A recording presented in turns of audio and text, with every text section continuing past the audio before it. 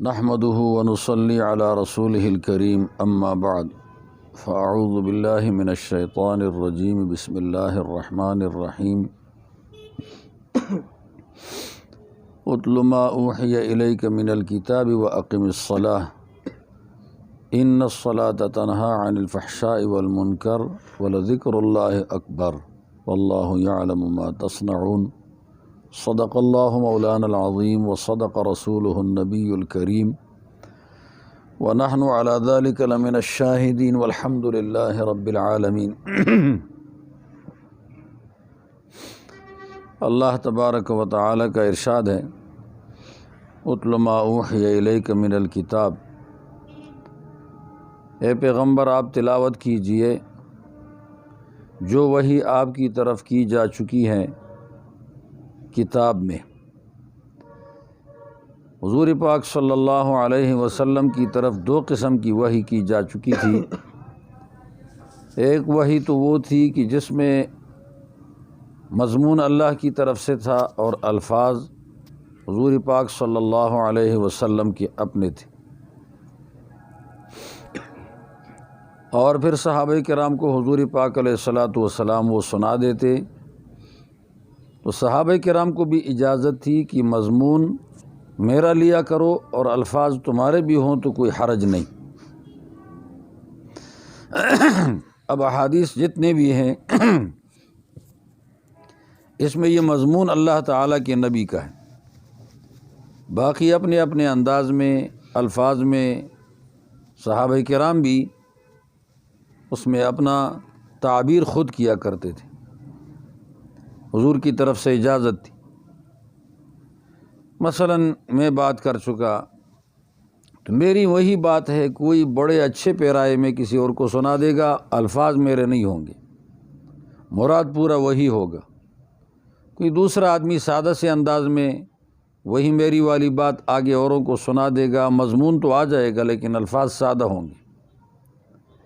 کوئی اس سے بھی زیادہ کمزور قسم کے الفاظ میں وہی مضمون آگے اوروں کو سنا دے گا، مضمون وہی ہوگا، الفاظ عدل بدل ہوں گے۔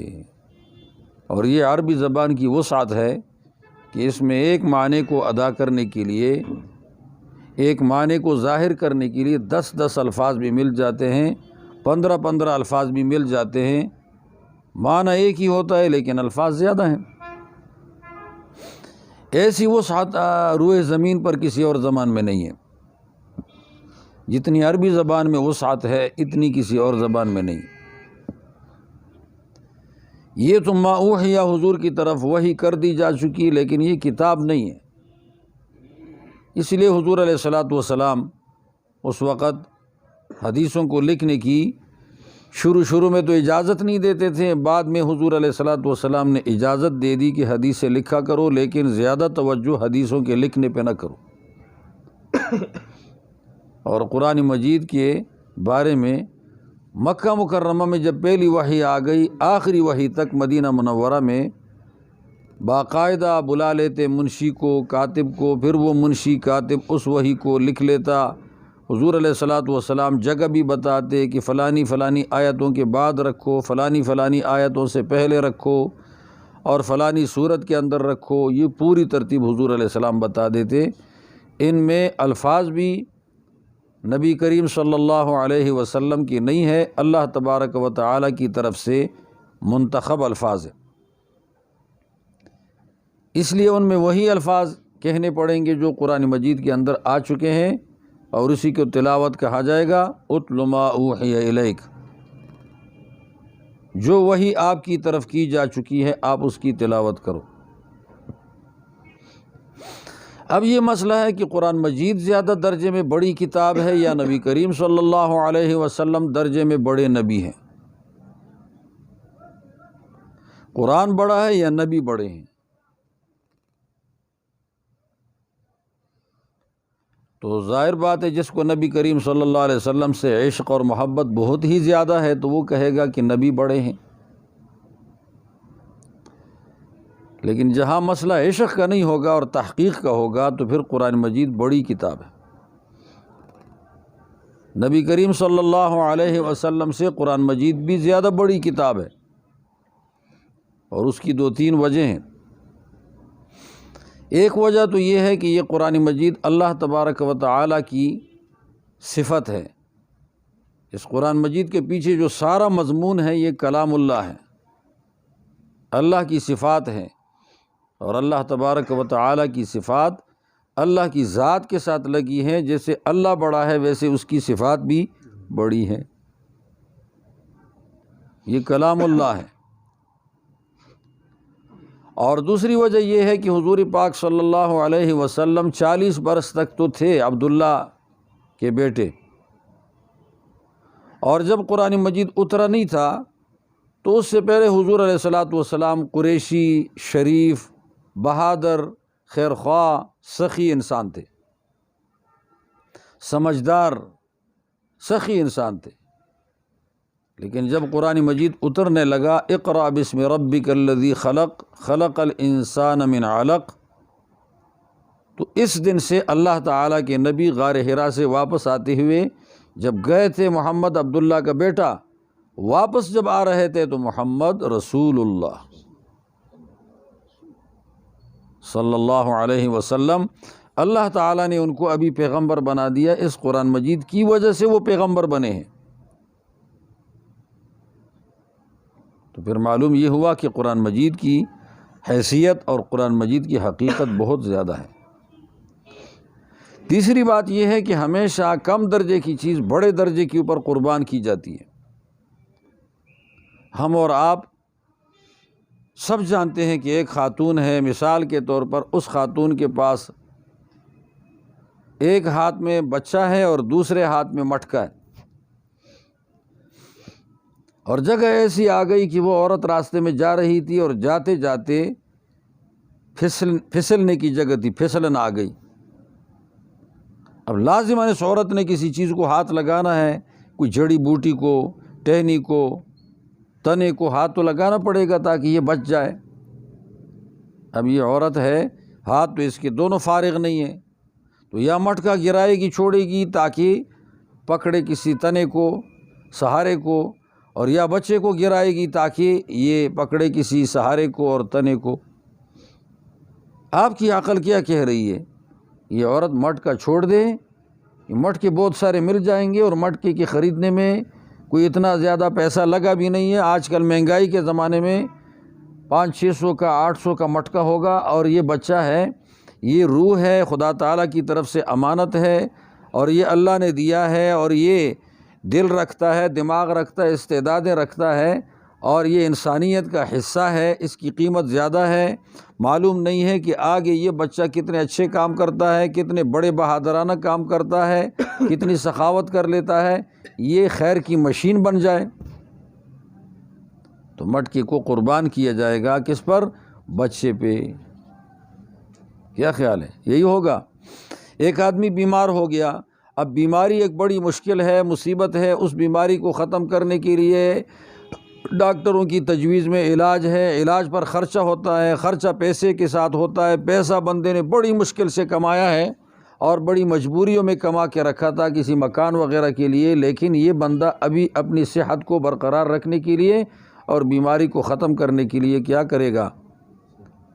پیسہ خرچ کرے گا، قربان کر دے گا اپنے اس صحت کے اوپر۔ معلوم ہوا صحت بڑی چیز ہے، پیسہ کم ہے۔ ہمیشہ کم چیز کی قربانی دی جاتی ہے بڑی چیز کو باقی رکھنے پر۔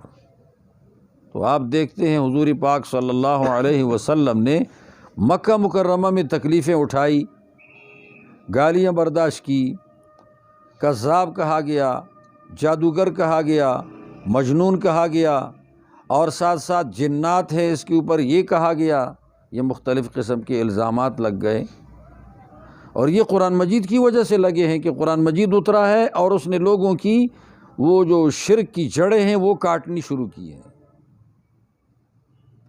اور حضور علیہ الصلاۃ والسلام کی یہ ساری چیزیں قربان ہو رہی ہیں۔ پھر مدینہ منورہ میں دانت ٹوٹ گئے، شہرہ زخمی ہو چکا، اور اس طرح مختلف مقامات پہ ساتھی شہید ہو گئے۔ چلو ساتھی تو صحابہ کرام تھے، لیکن نبی خود قربان ہو چکا ہے۔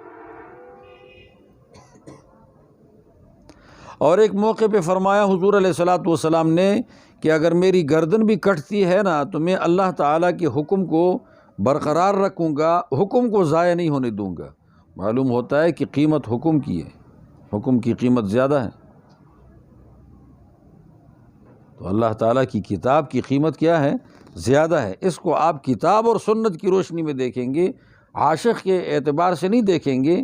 ہمیں عشق قرآن مجید سے بھی ہونا چاہیے۔ ہمارے لیے رہنما کتاب یہ موجود ہے، حکم اللہ کا یہ ہے، طریقہ نبی کا وہ ہے جو حدیثوں میں موجود ہے، یہ عملاً نبی میں موجود تھا۔ ایک مسئلہ تو یہ حل ہو گیا۔ دوسرا مسئلہ یہ ہے اتل ما اوحی الیک من الکتاب کی آپ تلاوت کریں، قرآن مجید سے صرف مضمون نہ لیں بلکہ قرآن مجید کی آپ تلاوت جاری رکھیں، پڑھا کریں اس کو۔ اللہ تعالیٰ نے ضمانت دی تھی حضور علیہ السلام کو کہ آپ نہیں بھی پڑھیں گے، تلاوت نہیں کریں گے، آپ کو یہ کتاب یاد رہے گی، ہمارے ذمے ہے، ہم اس کتاب کو یاد رکھیں گے آپ کے لیے۔ باقی کسی کے لیے ضمانت نہیں، اگر کسی کو یاد ہے، یاد رکھے گا تو یاد رہے گی کتاب، یاد نہیں رکھے گا تو کتاب بھول جائے گا۔ جب کتاب یاد کی تھی اس وقت اس کے سر پر پگڑی رکھی گئی، اس کو جوڑا پہنایا گیا، قاری صاحب کو بھی انعامات سے نوازا، اتنا اعزاز ہو گیا، لیکن جب یہ بھول کر مر جائے اور مر کر اللہ کے پاس چلا جائے تو انتہائی درجے کا گھٹیا انسان بے عزت ہو جائے گا، اور چہرے کے اوپر کوئی بھی گوشت کا حصہ نہیں ہوگا۔ اللہ تعالیٰ اس کو کوڑ کی مرض یعنی کوڑ جیسا بنا کر خدا تعالیٰ پیش کریں گے قیامت کے دن۔ یہ دیکھو تلاوت اتنی اہم چیز ہے،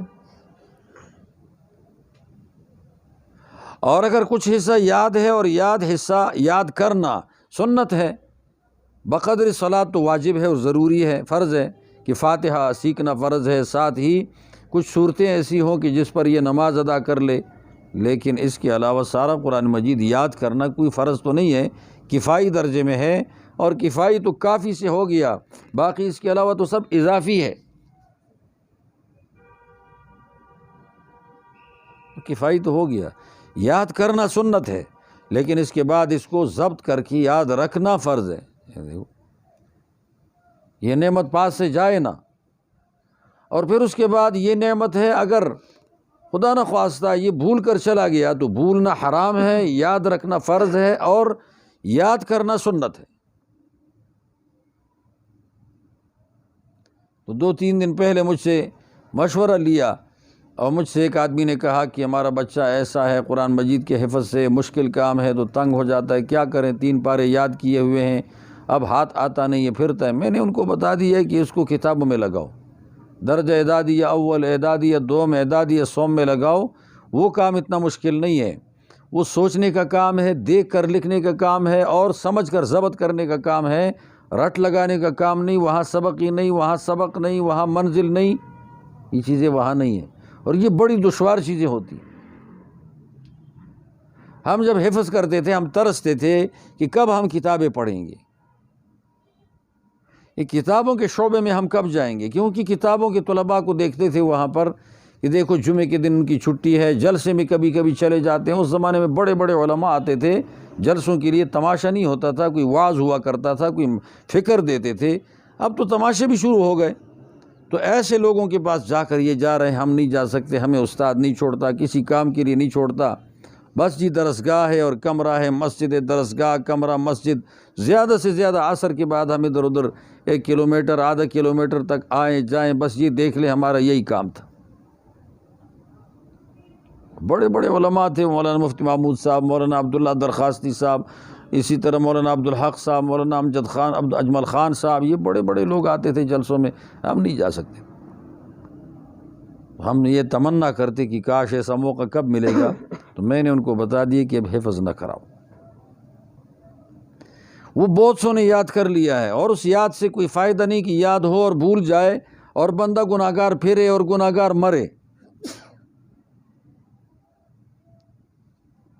اسی لیے اپنی منزل پہ زیادہ زور دینا چاہیے اور یاد پر پڑھنا چاہیے، اور ایسی کوشش کرنی چاہیے حافظ قرآن کو کہ دیکھے نہ، بغیر دیکھے پڑھے۔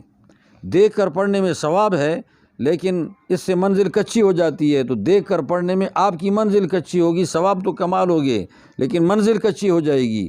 تو پھر آپ یاد پر حسب عادت پڑھو تاکہ آپ کی منزل پکی رہے۔ قرآن مجید کو ویسے بعد میں کسی وقت دیکھا کرو، ثواب مل جائے گا ورقے کو دیکھنے سے۔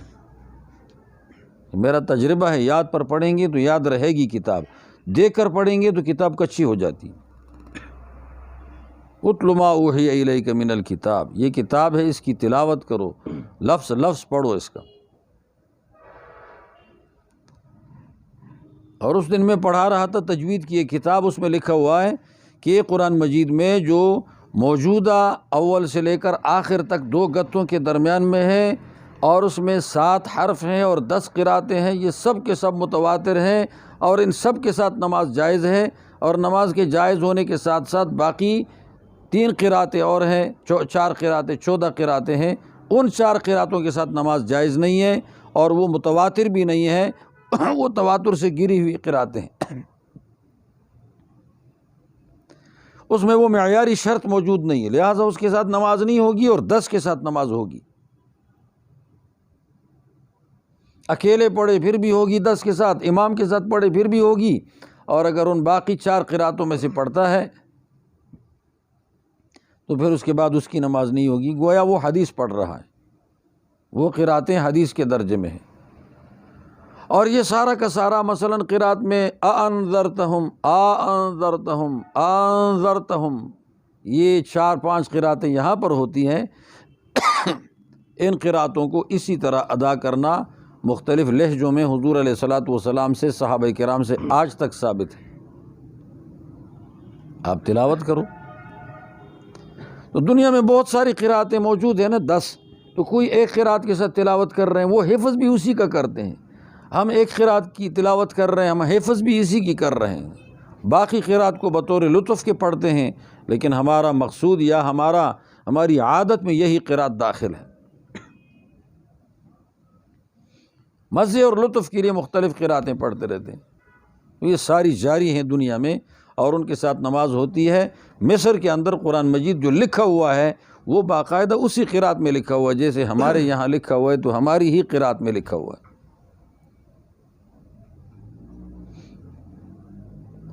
تلاوت کرو قرآن مجید کی، اتل ما اوحی الیک من الکتاب، اور یہ تلاوت ہے بہت اہم۔ حدیث پاک کے اندر آتا ہے، یہ فرشتے ہوتے ہیں، ان کو اللہ تعالیٰ نے قرآن مجید کی تلاوت کی توفیق نہیں دی سوائے چند فرشتوں کے۔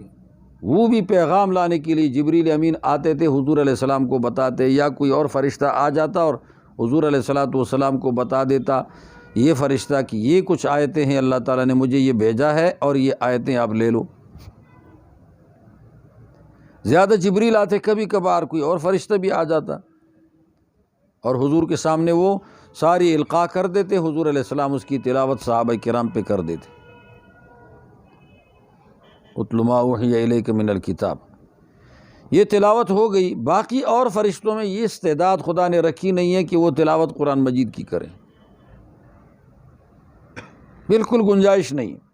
اب وہ پڑھ نہیں سکتے، سنتے ہیں، اور سننے کی اجازت، سننے کا حکم دیا ہے خدا تعالیٰ نے، اور لکھنے کا حکم دے دیا اللہ تعالیٰ نے، لیکن جب یہ حافظ صاحب پڑھتا ہے قرآن مجید کو یا کوئی اور آدمی پڑھتا ہے تو فرشتے اس کے لعاب کو چاٹتے،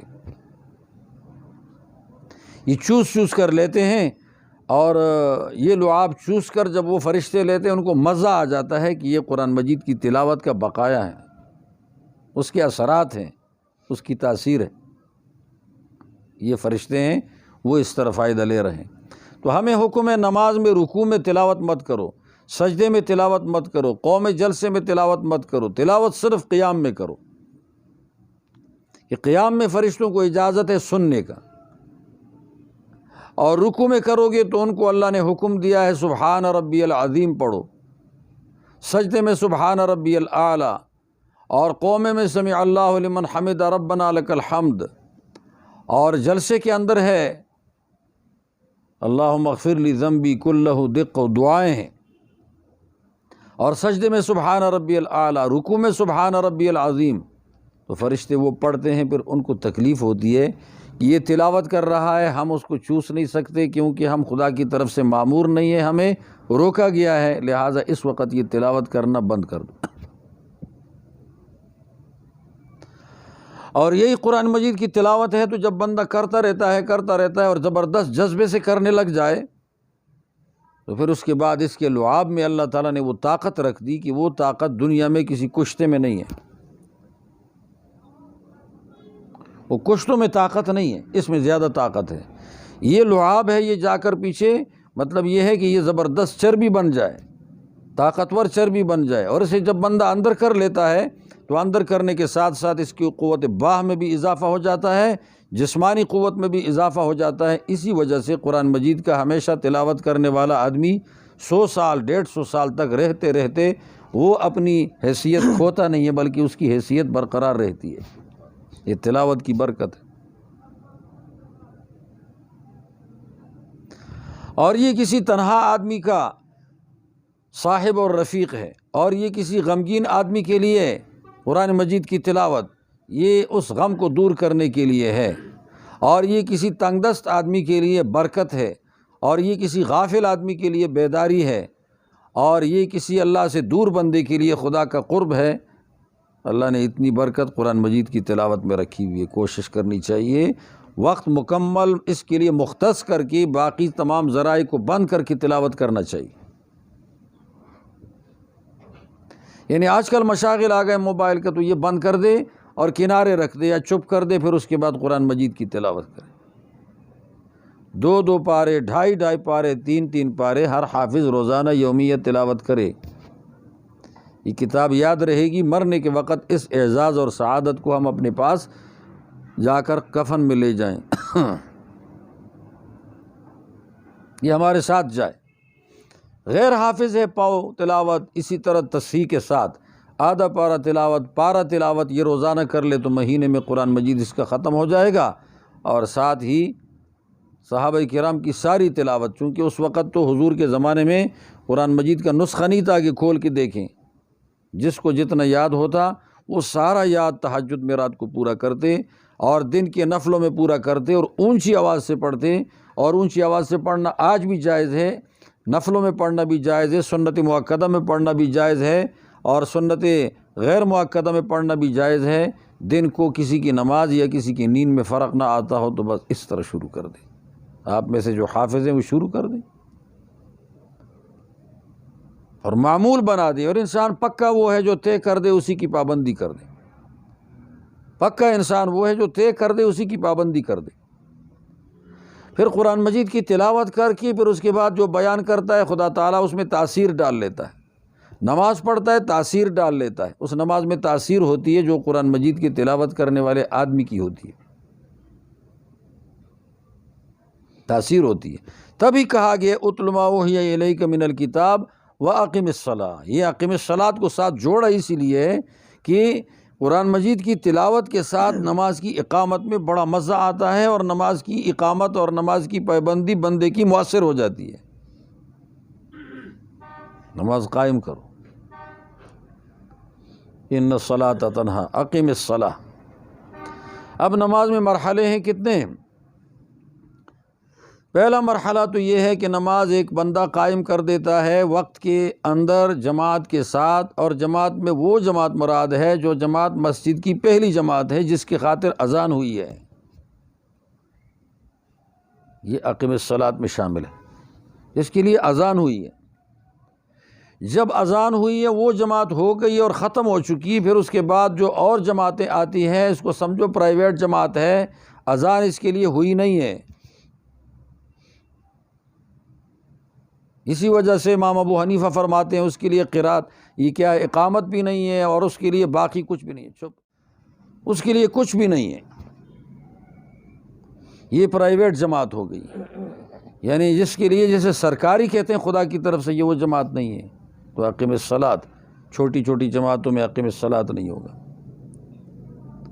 ان جگہوں میں اقیم الصلاۃ ہوگا کہ آپ سفر میں یہاں سے ایبٹ آباد جا رہے اور CNG پمپ میں آپ نے ادا کر دی اور وہاں کوئی امام نہیں تھا، تو وہاں جتنی جماعتیں ہو جائے سب کے لیے اقیم الصلاۃ ہے، وقت کے اندر ادا کر دی۔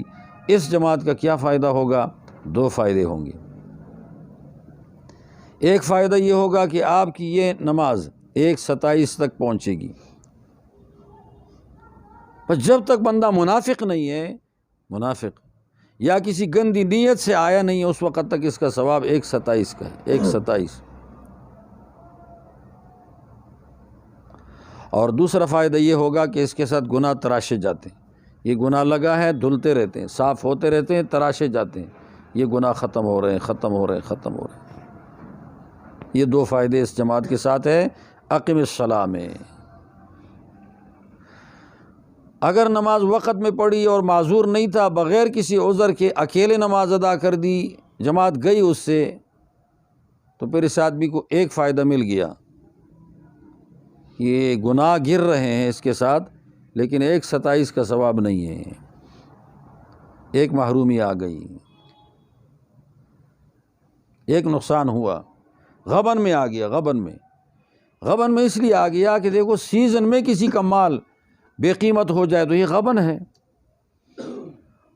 منڈی بھی موجود ہے، سیزن بھی موجود ہے، اس کی اپنی غفلت سے اس کا اپنا مال خراب ہو گیا، مسجد موجود ہے، وقت موجود ہے، باجماعت نماز ادا نہیں کرتا، تو یہ سیزن اور منڈی دونوں کے موجود ہوتے وقت بڑا خسارہ کر چکا ہے، اس کا مال ضائع ہو گیا اور جا کر خواہ کھڈر نالوں میں بہہ رہا ہے۔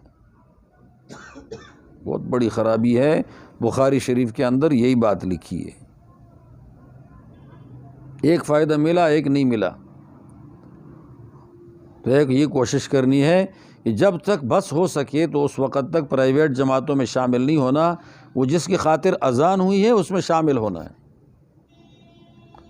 اور اس میں فجر کی نماز آپ کی معیار ہے کہ اس میں پہلے حاضر ہو۔ اس سے قبل اتل ما اوحی الیک من الکتاب واقم الصلاۃ تلاوت کریں۔ ظہر کی نماز ہے، اتل ما اوحی الیک من الکتاب واقم الصلاۃ، پہلے آ جائیں، 4 رکعتوں میں آپ ایک پارہ پڑھ سکتے ہو اچھی طرح، جس کی منزل پکی ہے وہ ایک پارہ 4 رکعتوں میں پڑھ سکتا ہے سنت میں۔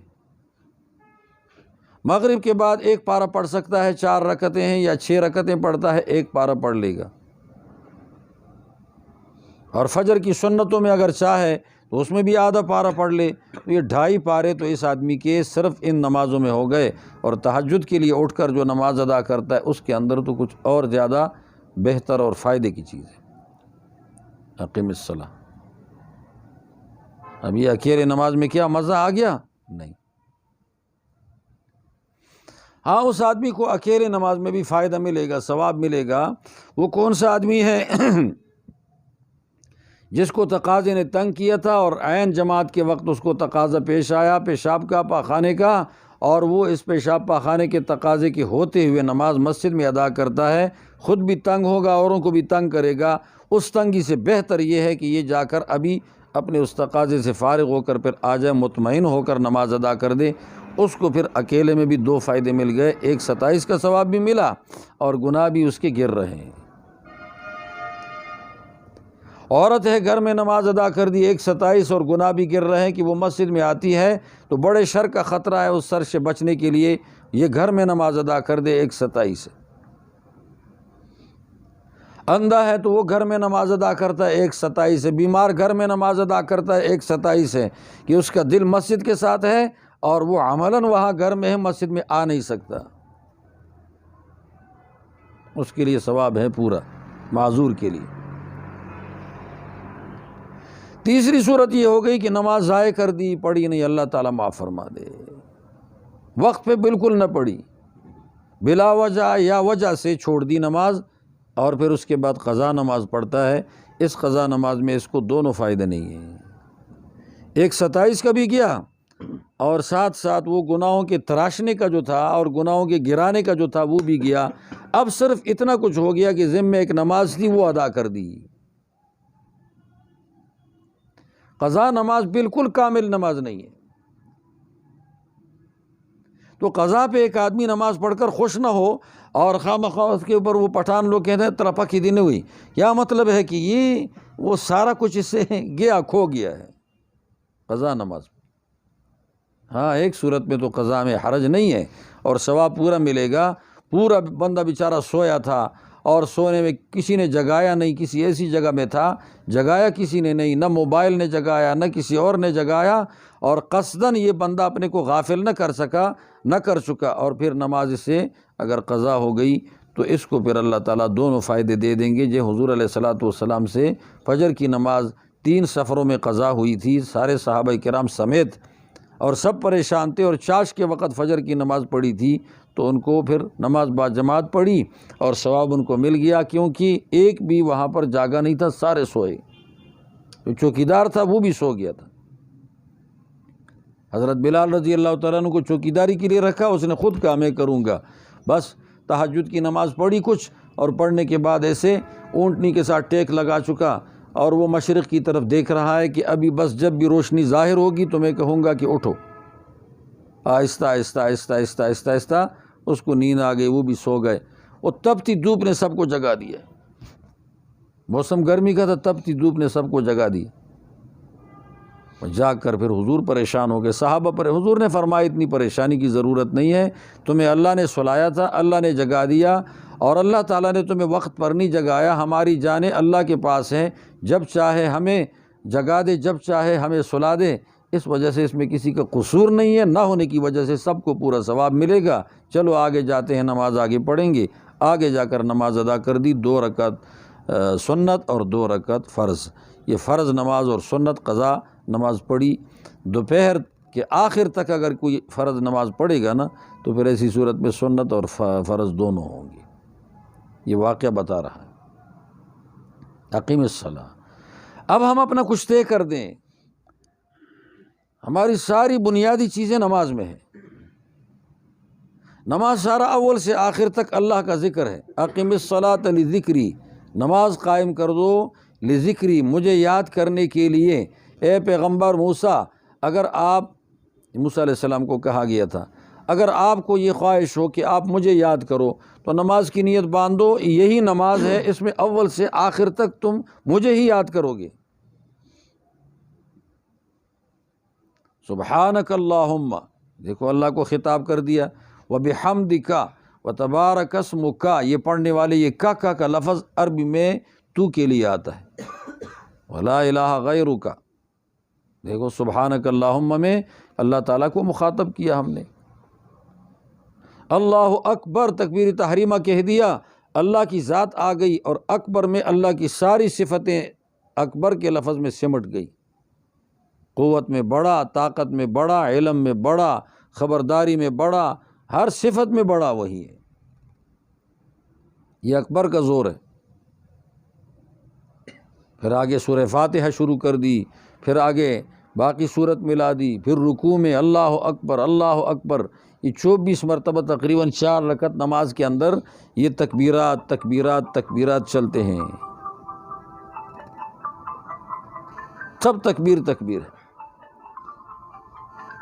اور پھر آگے مزید جو سبحان ربی العظیم، سبحان ربی الاعلیٰ، اس کے اندر جو چلتا ہے اور جو اللہ تعالیٰ کے ساتھ ایک تعلق ہے، پھر ایک عمل ہے کہ بندہ جب سجدہ کرتا ہے تو اس کا ماتھا اللہ تعالیٰ کے 2 ایڑیوں کے ساتھ یعنی 2 قدموں کے درمیان ہوتا ہے، حدیث کی کتابوں میں موجود ہے۔ اللہ قدموں سے پاک ہے، لیکن اتنا قرب ہے کہ اللہ تبارک و تعالیٰ کے پیروں میں گویا یہ سر رکھ رہا ہے۔ اللہ کے ساتھ سرگوشی ہے، مناجات ہے، دلچسپی کے ساتھ ہونا چاہیے، دل کی نفرت کے ساتھ نہیں ہونا چاہیے، دل جمعی کے ساتھ ہونا چاہیے، منتشر دل کے ساتھ نماز ادا نہ کرے، ایسی روحانی نماز ادا کر دے کہ نماز میں مزہ آ جائے، اور اپنے حرکات سکنات کو یہ روک دے نماز کے اندر، لایانی حرکات سکنات، اور اپنے دل دماغ کو انتشار سے روک دے۔ یہ محمدی نماز ہے، اور دل دماغ کے انتشار کے ساتھ یہ بنی اسرائیل کی نماز ہے۔ ہاں جی، صحابہ کی نماز دل کے انتشار کے ساتھ نہیں تھی، بنی اسرائیل کی نماز دل کے انتشار کے ساتھ تھی، ان کو قابو پر کرنا پڑتا تھا۔ جیسے بچہ ہے نا، اب بچے کو تم کسی کام کے اوپر لگاؤ، اے بچہ ادھر ادھر دیکھنا نہیں، وہ پھر دیکھتا ہے، تھپڑ لگا لیا ہے، یہ کدھر دیکھتے ہو، پھر دیکھتا ہے، یہ کدھر دیکھتے ہو، پھر غصے ہو جاتا ہے، پھر دیکھتا ہے، یہ بچوں کی طرح وہ ایسے لوگ تھے بنی اسرائیل۔ قابو کرنا بڑا مشکل ہو گیا تھا، کچھ آوارگی اتنی زیادہ آ گئی تھی کہ واپس لانا اس کو بہت مشکل تھا۔ اصل بندہ وہ ہے جو حکم سے واپس آ جائے، وہ بندہ اصل نہیں جو ڈنڈے سے واپس آ جائے، جو ڈانٹ سے واپس آ جائے، جو ڈنڈے سے واپس آ جائے۔ اصل بندہ وہ ہے جو حکم سے واپس آ جائے، کسی بھی آوارگی آزادی سے۔ صحابہ کرام سارے حکم سے واپس آئے تھے، کوئی صحابی ڈنڈے سے واپس نہیں آیا۔ اب تاریخ میں دیکھ لیں، صحابہ کرام ڈنڈے کھا کر حضور علیہ السلام کی مسجدوں میں نہیں آئے، حکم کے ساتھ آئے۔ آج ہم چیخیں مارتے ہیں صحابہ کرام صحابہ کرام صحابہ کرام، جو زیادہ شور کرتا ہے وہ بے نمازی ہوتا ہے۔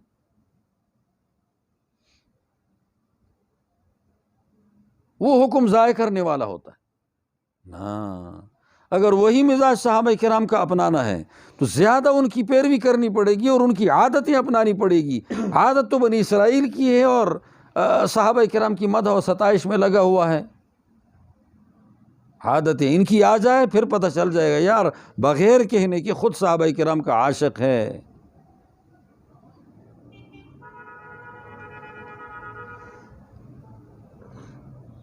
یہ مسئلہ ہے، ہم نے اس چیز میں خرابی پائی ہے اور خراب اسی وجہ سے ہوئے ہیں۔ وہ ایک آدمی ایک جلسے سے آ گیا تھا، میں نے دورائے کے اندر نکل گیا عصر کی نماز کے بعد، میں نے اس کے پیروں کو دیکھا، ویگن میں سوار ہوئے شنکیاری جا رہا تھا، میں وہاں سے بجنا جا رہا تھا، میں نے اس کے پیروں کو چیک کر دیا، مجھے اندازہ ہوا کہ صاحب نے فجر کی نماز سے لے کر ابھی تک کوئی نماز نہیں پڑھی۔ اس کی انگلیاں، اس کی جوتیاں، یہ ساری چیزیں بتا رہی تھی گرمی کے موسم میں صبح سے لے کر عصر تک کسی کا وضو نہیں ٹھہرتا، تو یہ کیسے نماز پڑھی ہی نہیں۔ میں یہیں پڑھ کے چلا جا رہا تھا اور یہ سامنے بیٹھ گئے۔ ہم اس چیز کی پابندی کریں، گاڑی رکوا دیں، وقت پر نماز ادا کر دیں، وقت پر قضا ہونے سے بچا دیں۔ قضا ہونے میں وہی مسئلہ ہو گیا کیا کہ ایک 27 بھی گیا اور قضا کے اندر وہ گناہ تراشے جا رہے وہ بھی گئے، بس صرف ایک ذمے ایک چیز تھی وہ گرا دی، ذمے چیز تھی وہ گرا دی، بوجھ ہلکا کر دیا۔ رغبت والی حضوری والی نماز ادا کرنی چاہیے۔ اقیم الصلاۃ، نماز قائم کرو۔ پڑھنا اور قائم کرنا دونوں میں بڑا فرق آ گیا۔ پڑھنے میں جماعت ضروری اور اقامت کرنے میں جماعت ضروری ہے، با جماعت، اور جس کے لیے نماز اذان ہو رہی ہے وہ جماعت۔ کیا خیال ہے؟ آج ذرا ایک چیز طے کر دیں، پوری نمازوں میں اہتمام، یہ چیز طے کر دیں، اہتمام پوری نمازوں میں، 5 وقت کی نمازوں میں با جماعت اہتمام، اور اس جماعت کے ساتھ ادا کرنا کہ جو جماعت اذان والی ہے، جس کی خاطر اذان ہوئی ہے اور جس کے اندر اقامت ہو چکی ہے۔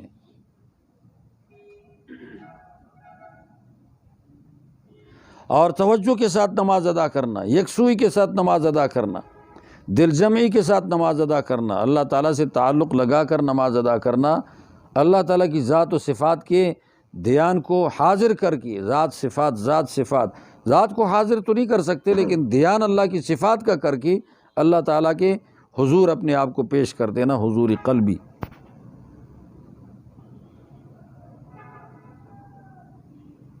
یہ مصر کے قاری صاحبان داڑھی شاڑھی منڈاتے رہتے ہیں، لیکن ان میں سے بعض کے ایسے عجیب واقعات ہیں کہ یعنی نماز میں یا اللہ کے حکم کو ضائع کرنے میں بالکل یہ برداشت نہیں کرتے۔ کوئی حکم ضائع ہو جائے نا، برداشت نہیں کرتے۔ وہ داڑھی ایک اور وجہ سے منڈاتے ہیں، ادھر یہودی زیادہ آتے ہیں، موسیٰ علیہ السلام کی وہاں تاریخ ہے نا، موسیٰ علیہ السلام مصر میں تھے، بنی اسرائیل مصر میں تھے، یہودیوں کی بڑی بڑی داڑھی ہوتی ہیں، موچیں ہوتی ہیں، اور وہ سفید نہیں، وہ کیا ہے کالی، کیا سفید ہی رکھتے ہیں داڑھیوں کو۔ یہ داڑھیوں کی وجہ سے وہ یہودیوں سے ان کو نفرت تھی۔ کسی نے پرانے زمانے میں یہ رواج نکالا ہوگا کہ سڑو یار داڑھیاں منڈاؤ تاکہ یہودیوں سے نفرت تمہاری پکی ہو جائے۔ اب وہ اس چیز پہ پابند ہے۔ اب تبلیغ کی وجہ سے جا کر وہاں کچھ لوگوں نے داڑھیاں اب رکھ دی، اور وہاں مصر میں علماء غیر علماء ورنہ بڑے بڑے محققین ہوتے تھے، مصر کی کتاب لکھی ہے، آپ حیران ہو جائیں، آدمی کو دیکھے داڑھی نہیں ہے، داڑھی نہیں، کتری ہوئی ہوتی ہے چھوٹی چھوٹی۔ اس لائن میں گڑبڑ ہو گئے۔ اقیم الصلاۃ، نماز قائم کر دیں۔ آگے آ چکا ہے ان الصلاۃ تنہی عن الفحشاء والمنکر۔ اب تلاوت قرآن مجید ایک چیز ہے، دوسری چیز ہے نماز قائم کر دینا، 2 چیزیں انشاءاللہ، 2 چیزوں میں اپنی اپنی کارگزاری بھی حاضر کر دیں۔ ہفتہ پورا غور کریں۔ اگر کوئی ایک نماز اگر کسی سے آگے پیچھے ہو گئی، یا ایک نماز اگر دیر سے پہنچا، یا کچھ مسئلہ پیدا ہو گیا، بس اللہ تعالیٰ سے معافی مانگے۔ انشاءاللہ اس کی کوشش کریں گے۔